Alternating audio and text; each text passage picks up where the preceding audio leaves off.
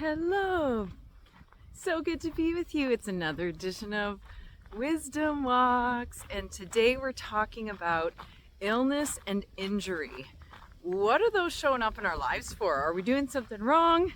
Is there something that we can get out of having illness or having injury? We're going to dive in soon.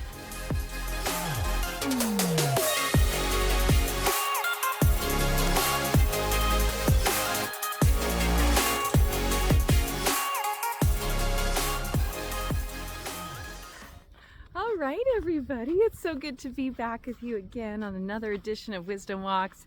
It's a beautiful day here in Fort Saskatchewan, Alberta, Canada, and we're getting a little bit of warmer weather than what we've had. So I'm feeling so grateful today to be able to be outside and not have my hands freezing or my nose freezing as I speak to you and share with you today. So, I gotta tell you guys, I've been moving through some stuff.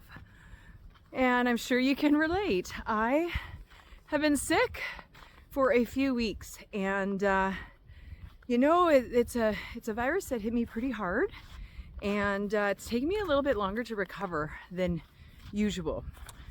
And I'm going to share a little story with you because there's a reason why it's been taking me a little bit longer to recover than usual, and I want to share it with you. So I had the privilege of going to Mexico a few weeks ago with my family, and it was a wonderful trip. However, in the middle of the trip, I was bitten by a spider. It's like my worst fear, these big giant spiders of Mexico. And we don't know what kind of spider it was, but nonetheless, the bite swelled up, and so I took some Benadryl and put some anti-itch stuff on it, that sort of thing. But in the day to follow, my arm began to swell. And I remember thinking, it's interesting that I'm having such a reaction to this spider bite. Not thinking much of it, but taking some more allergy medication, thinking, it'll take the swelling down. Well, by the second night after the bite, I was in so much pain. My arm was aching and throbbing. It was keeping me up through the night. I had to take Advil. And I thought that this was part of the healing process. But in fact, what had happened was I had gotten an infection. And so by the time I woke up in the morning, day 2, I had an arm that was twice the size of the other. I no longer had an elbow, and my arm was on fire. And I knew right away that something was not right. The allergy medicine should have kicked in, should have taken the swelling down. And now I'm thinking, I've got an infection. Part of my ego was saying, don't go to the hospital, it's going to take hours, you're going to take away from your trip. There was fear about going to a hospital down in Mexico, but my intuition was screaming at me to say, you need to go now. And I'm so glad that I went, because not only did I have a great experience, I was in and out of there within an hour, but the physician who spoke to me said, had I waited much longer, say another 24 hours, it's possible that the infection would have spread into my lymph nodes, and I actually would have ended up in a hospital bed on IV treatment. And it can actually be fatal, these infections. So I feel so relieved that I was okay. But what this did was it prompted this inner conversation for me. What is this really about? Why did I get bit by the spider? Why did I get this infection? And then, of course, because my body had been through the ringer, so to speak, I also began to get a sinus infection and a bronchial infection. So fighting this infection, and now I'm also very sick on top of it. So I remember laying in bed where I should be in such joy in this beautiful tropical destination, and I just want to go home. I am homesick. I'm in tears. I'm frustrated. I'm feeling like, what have I done wrong? I've been going to bed early. I've, made some really healthy decisions for myself. And I started to beat myself up. Does it happen to you where you think, I got sick, so it must have been something I've done? And so the first thing I want to speak about is the fact that when we get sick or when we get injured, I know it's our tendency to blame ourselves. At least it is for me. And I think probably for many others out there, where we start beating ourselves up around, what did I do wrong? What did I miss? I thought I was taking good care of myself. Or We might even say, I pushed myself too hard, and we start beating ourselves up because we know that maybe we have been pushing our bodies a little bit harder. Maybe we had signals before that we didn't listen to. But I want to invite you all to consider this. When we go into this process of beating up on ourselves and saying, oh, you really messed up, you didn't listen, you didn't see the signs, you didn't take good enough care of yourself, what happens when we do that is we actually sink our vibrational frequency, right? And so when we are speaking to ourselves in this way, that is judging or condemning behavior, right away what happens is we actually take away our body's ability to heal. And so I want to invite you to say, oh, interesting, maybe I missed some clues that I needed to slow down, or maybe I, had an opportunity to make a better choice and I didn't. But I'm not going to beat myself up for it. I'm going to embrace myself. I'm going to say, no wonder you couldn't listen earlier. No wonder you put yourself in this vulnerable position, but without blame. Again, that blame sinks our vibration. So that's the first thing I want to share about illness and injury. The second thing I want to talk about is this. There is value in everything. You've heard about me talk about this before. In every experience, even the ones that we perceive as not being good experiences, being difficult experiences, there is value in them. So my invitation is that when you get injured or when you get ill, to start doing a little bit of journaling. If you're not a writer, that's fine. You can even do some just internal dialogue as well. But I invite you to reflect and say, okay, what's in this for me? What's the value in me being sick right now? And the value could be many things. It could be a lesson in slowing down. It could be that you needed time to nurture yourself and take care of yourself. There's a lot of different aspects of value that we can receive from that injury and from that illness.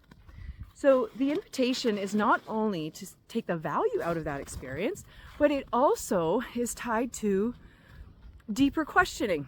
And so this example of the spider bite that I had, the question actually came to the surface from a dear friend of mine, Darlene Butts, shout out to her. And she said, okay, so what's poisoning you in your life? And that hit my heart. That was the question I needed to ask myself. And so perhaps even inviting you to ask yourself that question, regardless of whether you were bit by a spider or poisoned in some obvious way, the invitation is to think about what is poisoning me in my life. And it could be your thoughts, it could be the food you're eating, it could be your environment, it could be the people you're hanging around with. And so I just invite that question, regardless of what's happening in your world, to ask that question because it is so potent, isn't it? And so that question allowed me to open myself up and to make some decisions about some of the things that I was doing and get really honest with myself about whether or not I was living in my highest possible vibrational alignment. And so I made some changes.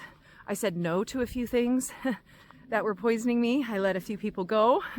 I shifted some of my thinking around things. And I also stopped doing some behaviors that I had been doing that weren't optimal for my well-being. So it allowed me to adjust. It allowed me to realign myself. So that's the second thing that can happen with illness and injury, is an opportunity for realignment. How beautiful is that? What a gift in itself it becomes, yeah? There's some other pieces that I want to share about illness and injury. And one of the most common things that comes out of any time I get injured or sick is the idea of slowing down to move ahead. And I want to speak about this because, of course, there are deeper pieces we can pull from being sick or being injured, but this idea of slowing down to move ahead. We are in such a world of go, go, go, of distraction, of escaping. And there is a sweet surrender that happens in sickness and injury. If we are willing to surrender to what it is, if we're willing to embrace what it is, to hold ourselves in such a nurturing, compassionate space, something really magical and potent happens. And I gotta tell you, as I went through this experience of reflection, I had grief come up. I was grieving the fact that I didn't feel well enough to have as much fun as I wanted to have on the trip. I was grieving what the trip could have been. I was grieving for my children, feeling like I had taken away from the quality of their experience. And so it's so interesting that in this process, grief showed up for me. For other people, it might be anger, resentment. There's all sorts of feelings that we can have as a result of being injured or ill. But allowing ourselves to surrender and just sit with the discomfort, that's part of it, you guys. Because as human beings, we've been conditioned and hardwired to not be comfortable sitting with ourselves. And this has really, I think, done us a disservice, because our ability to sit with ourselves, even if it's uncomfortable, without needing to escape or distract, something really special and potent happens. And we begin to build a deeper relationship with all of that which we are. We come into that sweet surrender of being willing to receive in every moment, no matter, again, what our perception is of what is happening. And in doing that, there's this magical aspect of grace. And you guys have heard me talk about grace before. Grace becomes so readily available to us when we are sitting in that space of sweet surrender. I am here, here I am, even though I'm uncomfortable. It's okay. There's this process for us of really allowing ourselves to make the very most out of even those difficult times, even those uncomfortable times. And that, at the end of the day, is the big invitation for us to come into a space where even in that discomfort, even in that trial and tribulation, the space that we don't want to be in, there is an invitation for that surrender. And I was able to surrender. I was able to say, okay, it is what it is. I'm not going to rush myself through healing. I'm not going to panic. I'm going to take a deep breath. I'm going to trust that everything is actually perfectly in place for me, that everything is in divine harmony for me. And I'm going to lean in and I'm going to leverage this experience. This idea of leveraging, we've talked about before too. But what a blessing it is when we can really do so, when we're in the thick of it. And I get it, it's hard when we're in the thick of it. I cried a lot being sick. I felt the frustration, I felt all the feelings, I felt the grief. But what transpired out of it was this triumphant glory, knowing that I could come out on the other side with all of these lessons and all of these new understandings and this deeper relationship with my body. So the last big piece that I want to share with you is that when we're injured and sick, it's our body's way of saying, I want you to see me. I want you to love me. I want to be seen and heard by you. I want to be honored by you. And so it's our body's call to saying, here I am for you. Look at how much I've done for you. Look at what I have allowed you to do. And this relationship with our body and deepening of that can take us so far in this world, because we begin to honor the body so much more, allowing us to make decisions that are so much more aligned and in harmony for our physical experience here. And who knows, maybe this is the secret to prolonging life, right? So, this wonderful gift of being ill or being injured. We have so many takeaways, and the list goes on, folks. But I hope that this has allowed you to deepen that relationship with your body. I hope that it's allowed you to come into a space of sweet surrender, of leveraging the experience for as much as you possibly can, for allowing yourself to do deeper reflection, deeper relationship building. I'm telling you, the gifts keep on giving. And not taking away from the suffering and the discomfort that we might go through. Just being able to trust in, lean a little bit, knowing that at the end of it all, that you're going to have something really valuable, that you're going to have some boosted immunity, some divine wisdom, and in fact gotten an upgrade through the process, because that's the truth of it. When we are sick, when we are suffering, it doesn't feel like an upgrade, but let me tell you, it is. I hope that I've given you something to lean into today and inspire you today, knowing that I'm on the other side and knowing that you'll come out on the other side as well, and you'll be better than ever. That I know for sure. So be well, and if you're not, be willing to leverage the unwell experience that you're having. Until next time, we'll see you. Another edition of Wisdom Walk signing off. Please do like and share, you guys. It really helps me to grow and expand and share in my community.